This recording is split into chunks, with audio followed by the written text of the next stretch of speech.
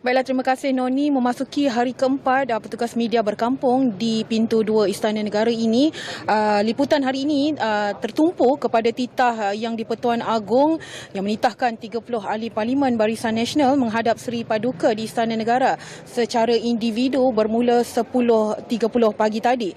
Maklumat itu dikeluarkan menerusi kenyataan semalam yang mana ia adalah lanjutan daripada sesi menghadap baginda oleh Ketua Gabungan Pakatan Harapan dan juga Perikatan Nasional.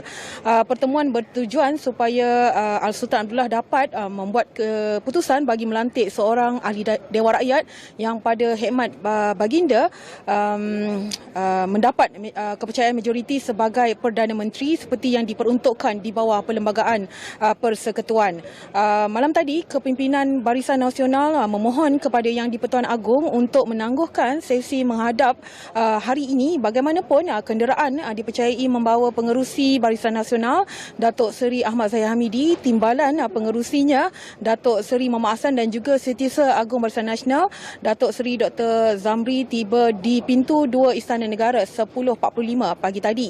Individu lain yang tiba adalah Ketua Setiausaha Negara Tan Sri Muhammad Zuki Ali dan juga Speaker Dewan Rakyat Tan Sri Azhar Azizan Harun.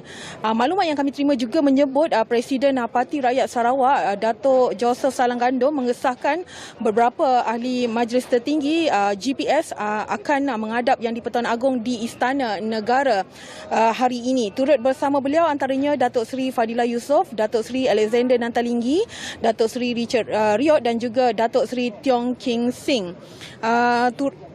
Situasi ketika ini boleh dilihat pihak polis melakukan kawalan termasuk penglibatan pasukan unit tempur ringan selain banyak laluan masuk ke pintu 2 ini ditutup. Polis membuat pemeriksaan dan hanya yang mempunyai pas media dibenarkan berada di perkarangan ini. Dan jika jurukamera saya dapat berkongsikan mengenai kehadiran yang saya kira mungkin dari pihak GPS sendiri ataupun yang membawa mana-mana pemimpin parti politik ataupun yang membawa mereka dari Barisan Nasional atau Pakatan Harapan atau Perikatan Nasional. Mereka telah pun sudah memasuki pintu 2 Istana Negara ini. Bersambung, jika boleh saya kongsikan sikit lagi mengenai kenyataan media yang baru dikeluarkan oleh Ketua Polis Negara sebentar tadi. Menurut Tan Sri Akril Sani, bermula semalam sehingga satu masa ditetapkan, PDRM melancarkan sekatan jalan raya di lokasi-lokasi strategik di setiap daerah di seluruh negara secara penugasan 24 jam.